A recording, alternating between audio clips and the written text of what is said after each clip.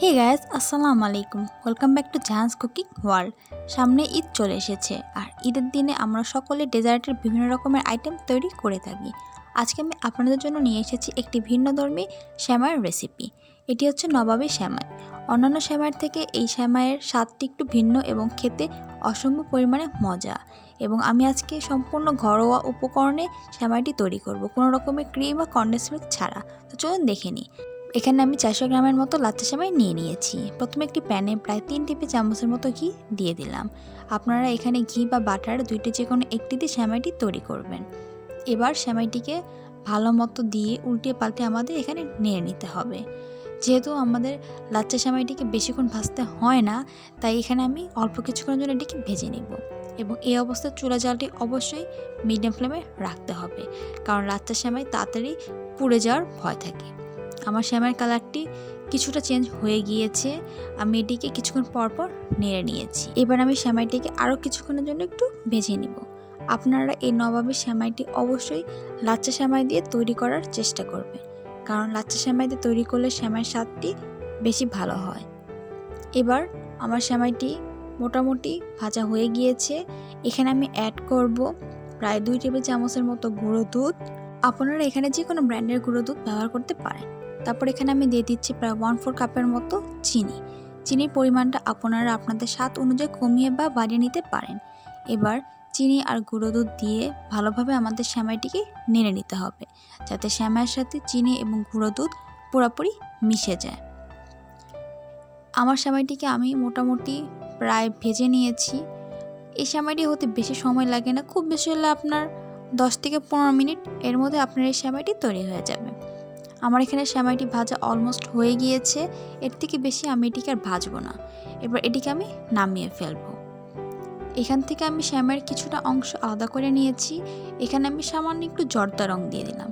জর্দা রং দেওয়ার ফলে আমার সেমাইতে একটি হালকা লালচে ভাব আসবে এবং এটি দেখতে সুন্দর লাগবে।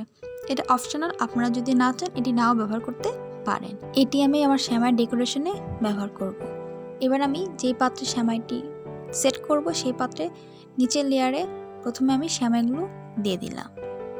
এখানে আমি যেই সেমাইটি রান্না করেছিলাম জর্দা রং ছাড়া, সেই সেমাইটি আগে দিয়ে দিব এবং সেমাইটি দেওয়ার পরে একটি স্প্যাচুলার সাহায্যে একটু চেপে চেপে দিব, যাতে আমার সেমাইটি সব দিকে সমান হয় এবং এটি একটু সেট হয়ে যায়। সেমাইটি আমাদের একটু গরম অবস্থায় সেট করে নিতে হবে। এবার আমরা আমাদের সেমাইয়ের উপরে যেই দুধের লেয়ারটি তৈরি করব সেটি তৈরি করে নিই। এখানে আমি প্রথমে প্রায় 2 কাপের মতো লিকুইড গরুর দুধ দিয়ে দিয়েছি। গরুর দুধটি সামান্য একটু জাল হয়ে আসতে এখানে আমি দিয়ে দিব প্রায় 3 টেবিল চামচের মতো চিনি এবং 3 টেবিল চামচের মতো গুঁড়ো দুধ।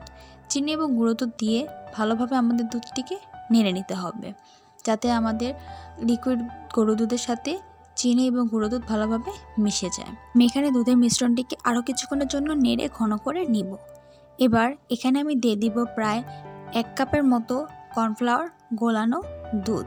আমি এখানে 1 কাপ দুধে 3 টেবিল চামচের মতো কর্নফ্লাওয়ার দিয়ে ভালোভাবে মিশিয়ে নিয়েছি এবং কর্নফ্লাওয়ারের মিশ্রণটি দেওয়ার ফলে আমাদের অনবরত দুধটিকে নাড়তে হবে, কারণ কর্নফ্লাওয়ারটি দেওয়ার ফলে আমাদের মিশ্রণটি ঘন হতে শুরু করবে এবং এক্ষেত্রে যদি আমরা নাড়া বন্ধ করে দিই তাহলে আমাদের দুধের এই লেয়ার নিচের দিক থেকে লেগে যেতে পারে। আমার এখানে মিশ্রণটি অনেকটা পরিমাণে ঘন হয়ে গিয়েছে। এর থেকে বেশি আমি এটিকে আর ঘন করব না, কারণ ঠান্ডা হওয়ার পরে মিশ্রণটি আরও জমে যাবে এবং ঘন হয়ে যাবে। এবার মিশ্রণটিকে আমি চুলা থেকে নামিয়ে ফেলবো। এবার মিশ্রণটিকে আমি আমার সেমাইয়ের যে লেয়ারটি তৈরি করেছিলাম তার উপরে চারদিক থেকে ভালোভাবে ছড়িয়ে দিতে হবে, যাতে চারদিকে সমানভাবে মিশ্রণটি ছড়িয়ে যায়। এবার এই মিশ্রণের উপরে আমি আরেক লেয়ার লাচ্ছা সেমাই দিয়ে দিব। লাচ্ছা সেমাইটি মিশ্রণের উপরে ভালোভাবে ছড়িয়ে দিতে হবে, যাতে মিশ্রণটির চারদিকে সেমাইয়ের লেয়ারটি পৌঁছে যায়।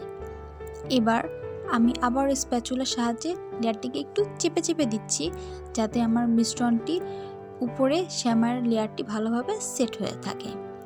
এবার এর উপর আমি আরও 1 লেয়ারের মতো মিশ্রণ দিয়ে দিব। এবার আবারও আমি মিশ্রণটিকে চারদিক থেকে অল্প অল্প করে ছড়িয়ে দিব। আমি এখানে 2 লেয়ারে দুধের মিশ্রণটি এবং 3 লেয়ারে সেমাই দিয়ে নবাবী সেমাইটি তৈরি করব। আমার এখানে মিশ্রণটি আমি আবারও ভালোভাবে চারদিকে ছড়িয়ে দিচ্ছি। এবার ভালোভাবে ছড়িয়ে দেওয়ার পরে আমি এখানে যেই জর্দা দেওয়া লাচ্ছা সেমাইটি তৈরি করেছিলাম, সেই লাচ্ছা সেমাইটি এর উপরে দিয়ে দেব। ভালোভাবে সেমাইয়ের লেয়ারটি আমাদের এখানে ছড়িয়ে দিতে হবে, যাতে চারদিকে সমানভাবে সেমাইগুলি পৌঁছে যায়। এবার আবার একটি স্প্যাচুলার সাহায্যে আমি এগুলিকে একটু চেপে চেপে সেট করে নিব। আমার সেমাইটি অলমোস্ট তৈরি হয়ে গিয়েছে। এবার এটিকে আমি কিছু ড্রাই ফ্রুটস দিয়ে সাজিয়ে নিব। আপনারা এখানে আপনাদের পছন্দ মতো যে কোনো ধরনের ড্রাই ফ্রুটস এখানে ব্যবহার করতে পারেন। আমি এখানে কিছু পেস্তা কুচি দিয়ে এখানে আমার সেমাইটিকে সাজিয়ে নিব এবং এই ক্ষেত্রে সেমাইটিকে আমাদের প্রায় 2 থেকে 3 ঘন্টার জন্য ফ্রিজে রেখে সেট করে নিতে হবে। আমার সেমাইটি তৈরি হয়ে গিয়েছে। প্রায় 3 ঘন্টা পর আমি আমার সেমাইটিকে ফ্রিজ থেকে বের করে নিয়েছি। আমার সেমাইটি পুরোপুরি সেট হয়ে গিয়েছে এবং এটি দেখতে যতটা পরিমাণে সুন্দর হয়েছে, এটি খেতে অসম্ভব পরিমাণে ভালো হয়েছে। এভাবে সেমাইটি আমরা তৈরি করে ঈদের আগের দিন ফ্রিজে রেখে দিতে পারি, পরে ঈদের দিন সকালে সকলকে সার্ভ করতে পারবো। এই সেমাইটির নিচের লেয়ারটি কিছুটা নরম হয় এবং উপরের লেয়ারটি ক্রিস্পি আর ক্রাঞ্চি থাকে। এটি খেতে অসম্ভব পরিমাণে মজা এবং অন্যান্য সেমাইয়ের থেকে এটির স্বাদ একটু ভিন্ন ধর্মের, তাই ছোট এবং বড় সকলে এটি খেতে অনেক পছন্দ করবে।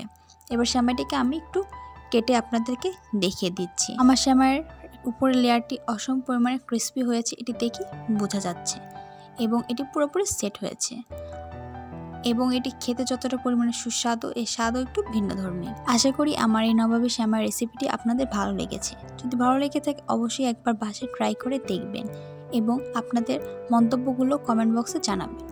আমার ভিডিওগুলোকে যদি আপনাদের ভালো লেগে থাকে অবশ্যই লাইক করবেন, বন্ধুবান্ধবদের সাথে শেয়ার করবেন এবং আপনাদের মন্তব্যগুলো কমেন্ট বক্সে জানাবেন। Follow me on Instagram and Facebook and subscribe my YouTube channel and press the bell icon. Bye guys, Allah Hafiz.